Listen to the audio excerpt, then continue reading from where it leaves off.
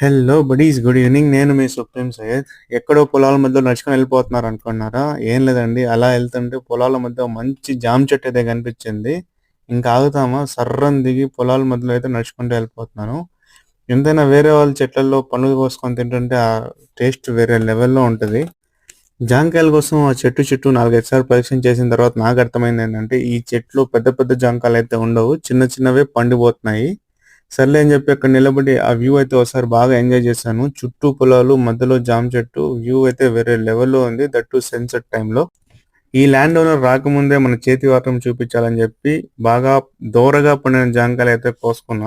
బాగా పండిపోయిన జాంకాయలు కూడా మనం తినలేము. అందుకే దోరగా పండిన జాంకాయలు అయితే కోసుకున్నా. ఇంకా అక్కడి నుంచి వెనక్కి రావడం చాలా పెద్ద టాస్క్.